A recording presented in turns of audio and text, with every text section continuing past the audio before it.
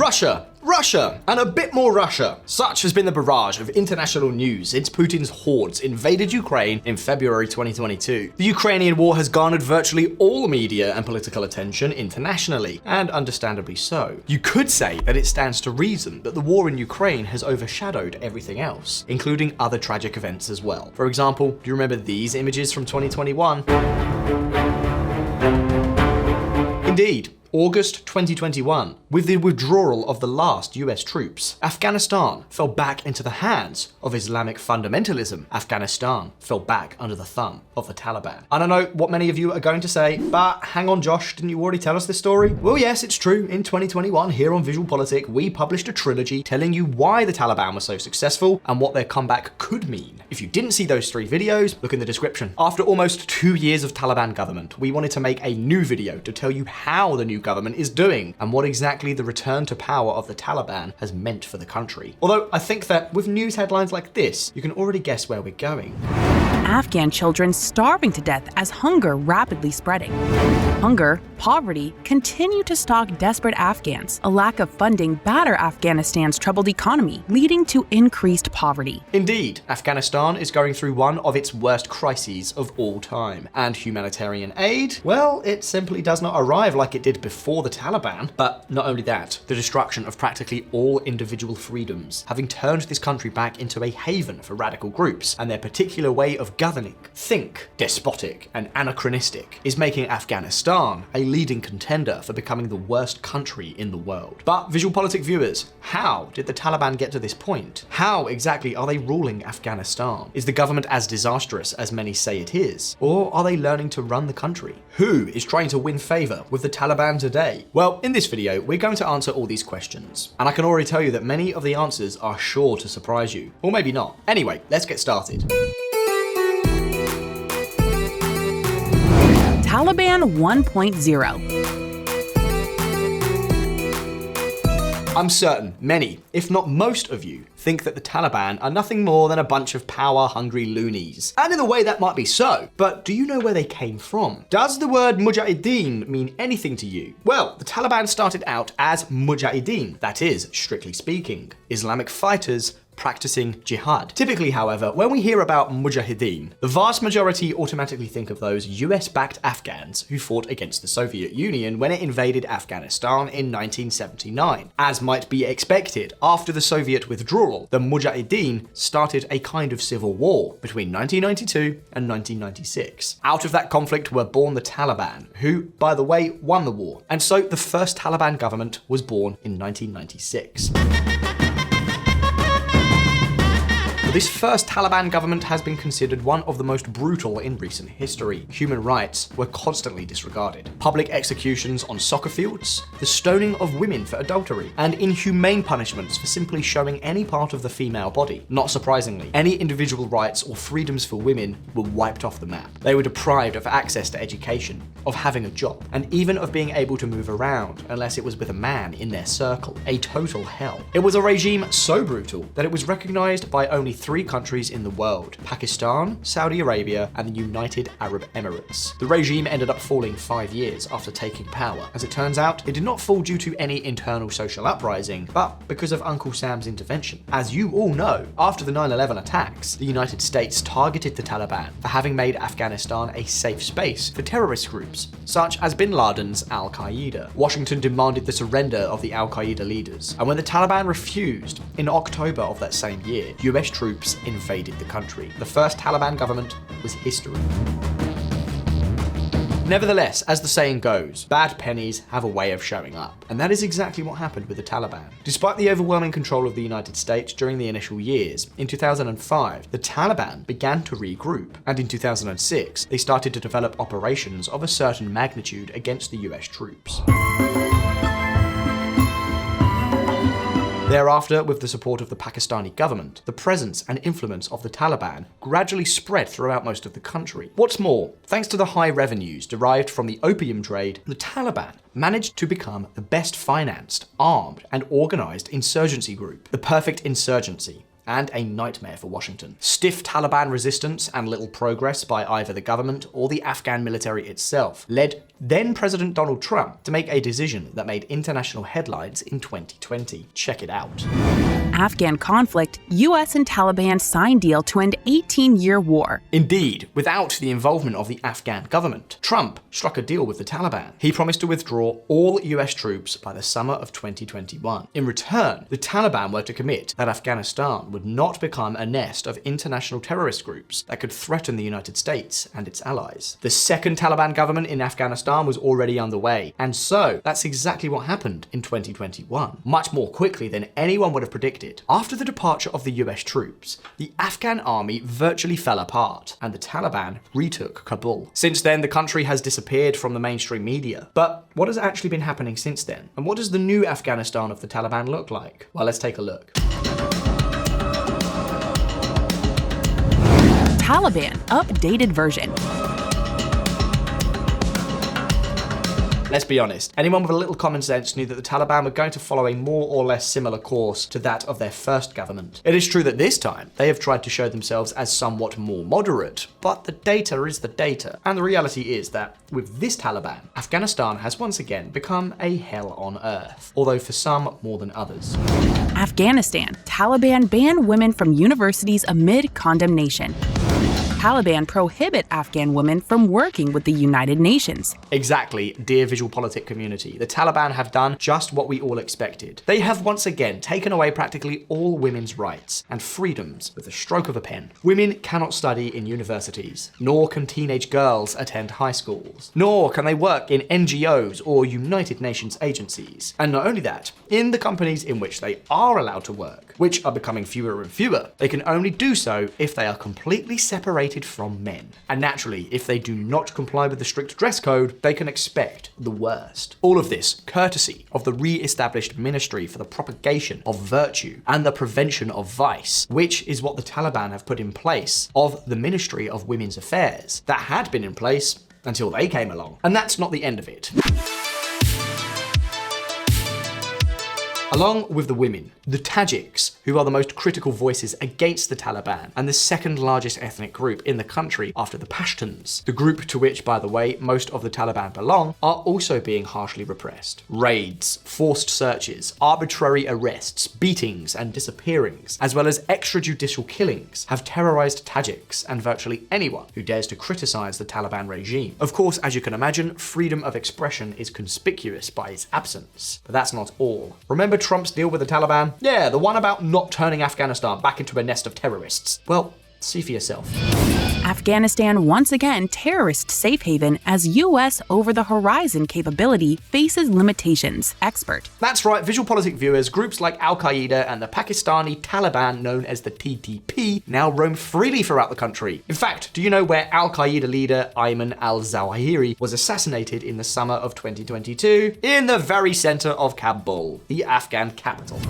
Al-Qaeda leader Ayman al-Zawahiri killed. The United States says a CIA drone strike has killed Al-Qaeda leader Ayman al-Zawahiri in Afghanistan's capital, Kabul, in the biggest blow to the group since its founder Osama bin Laden was killed in 2011. Although it is true that the Taliban are at least fighting the Islamic State of Khorasan, the organization that bombed the Kabul airport as US troops were withdrawing and killed a dozen US soldiers and 150 Afghans. But let's be honest, this confrontation has nothing to do with the agreement with Trump. Instead, it has to do with the hostilities that exist between the two groups. Basically, a good old power struggle. Yet, despite all the atrocities, many analysts also say they are very surprised by some aspects of the Taliban's economic management.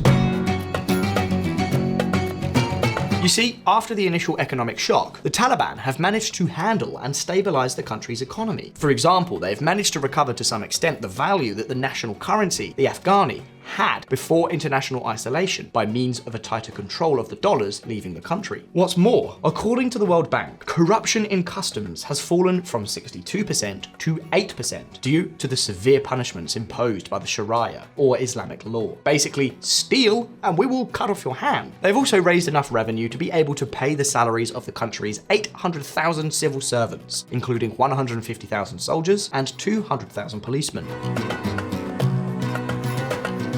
They are even allowing themselves the luxury of launching some large projects. The Taliban are digging an enormous canal. A mega project in northern Afghanistan risks raising regional tensions. Of course, all of this is just a side note. Do you think that the situation of the country allows us to be optimistic? Well, as you can imagine, nothing could be further from the truth. After the Taliban came to power, the country was totally isolated, in addition to suffering from a host of sanctions. Between 2021 and 2022, the economy fell by 35%, taking hundreds of thousands of jobs and destroying most of the country's small productive fabric. This, as you can imagine, is pushing Afghan society to the limit. According to the UN, 97% of the population lives in poverty, and the number of Afghans in need of humanitarian aid has risen from about 6 million in 2019 to 28 million today. Basically, this means that famine is rapidly taking hold in Afghanistan. And this is despite the humanitarian aid sent by the UN, the United States, the European Union, and other international players. Naturally, given such a scenario, it is not surprising that the Taliban are quickly looking for a solution, which is primarily to try to be recognized at the international level in order to achieve some stability and normality. But do you think there is any state that wants to recognize this regime? Well, let's take a look at that right now. Recognition, the Great Taliban Challenge. We've already told you that in the 1990s, only 3 countries recognized the Taliban government. Well, do you know how many countries have recognized them in this second period? The total number is 0. 0 countries. Indeed, VisualPolitik viewers. This time, even Pakistan itself has wanted to hold off recognizing them for now, and they have been supporting them almost since the beginning. But this time, things are different. Nearly 2 years after returning to power, not even their closest partners trust them. For instance, let's take the case of Pakistan. Pakistan has several problems with this Afghanistan Taliban, starting with the support that India is giving them, which logically is not sitting well with Islamabad. Even so, it is probably the border conflict over the so-called Durand Line that is generating the most tension. This line, which separates the two countries, was established by the British Empire in 1893, and since the independence of both countries has been a constant source of tension. In fact, clashes between border troops from both countries are not uncommon. However, things appear to be calming down. Pakistan, Afghanistan agreed to boost trade, lower border tensions. Even so, let's not go too fast. There is one issue that is not only an impediment to Pakistan recognizing the Taliban, but also to 2 of the most important regional and global players, China and Russia. Whether it is Pakistan, China, or Russia, all 3 countries have one thing in common: their concern for national and regional security. In this regard, for example, Pakistan has accused the Afghan Taliban of providing a safe haven to the Pakistani Taliban, who broke the ceasefire with the Pakistani government on the 28th of November 2022, and who have already staged attacks in major cities in the country, such as Peshawar and Karachi, killing dozens of people. For its part, China has a similar concern, but in this case with the East Turkestan Islamic movement, which is formed by Islamic fundamentalists of the Uyghur ethnic group that concentrates its activity in the Xinjiang Autonomous Region, which is right on the border with Afghanistan. In this way, China fears that the Taliban will make its country a safe haven for the Uyghur militants, and therefore demands that Kabul continue to hand over those it captures, as the previous Afghan government had been doing. Nevertheless, the Taliban have already released several of them, which has not gone down too well in Beijing. In this regard, Russia is the least concerned of the 3 countries, as its biggest threat. The Islamic State of Khorasan, which has begun an anti-Russia campaign, is currently being fought by the Taliban on Afghan soil. Yet Russia has not yet recognized the Taliban as the legitimate rulers of Afghanistan either. Of course, that does not mean that it has not already approached them. In fact, Russia was the first state to conclude such an agreement with the Taliban. Taliban signed deal with Russia to buy cheap oil, gas, and wheat. In reality, China is not lagging behind either. It has lifted 98% of tariffs on Afghan products and has started giving visas to Afghan businessmen. And not only that, despite Afghanistan's poor infrastructure, last year it also approved a $216 million investment to build an industrial park on the outskirts of Kabul. Besides, what can I say? If China, Russia, or Pakistan were to recognize the Taliban government, it would not be a surprise. And so they have already taken some steps in that direction, that of recognizing the Taliban. Of course, without credible guarantees of security and cooperation, this is also up in the air. And the truth is that it would not change anything that much either.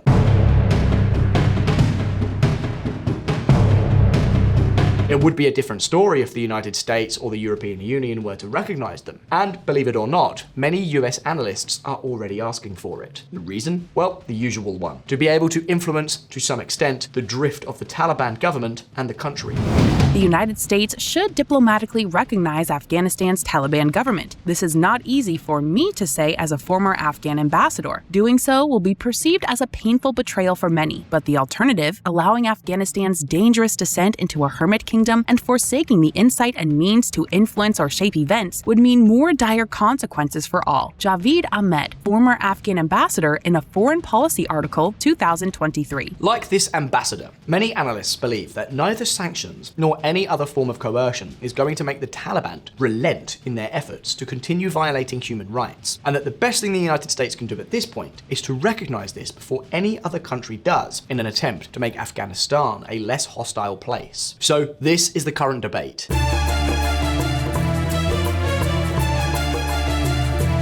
In any case, for this to happen, there would first have to be some certainty that the Taliban would listen to US recommendations, something that, let's not kid ourselves, seems highly unlikely. So far, Biden has given no sign that he will recognize the Taliban, which is a blow to an Afghanistan that is going through one of its worst times in its history. That said, the question is for all of you. Do you think Biden should recognize the Taliban? Could Trump do so if he returns to the presidency in 2024? Which state do you think will be the first to recognize them? Will Russia be the first to form a brotherhood of the pariah states? You can leave me your answers in the comments. And as always, don't forget that here on VisualPolitik, we release new videos every week. So subscribe to this channel, hit the little bell so you don't miss any of our updates. If you like the video, please like it, and I will see you in the next one. All the best. See you soon.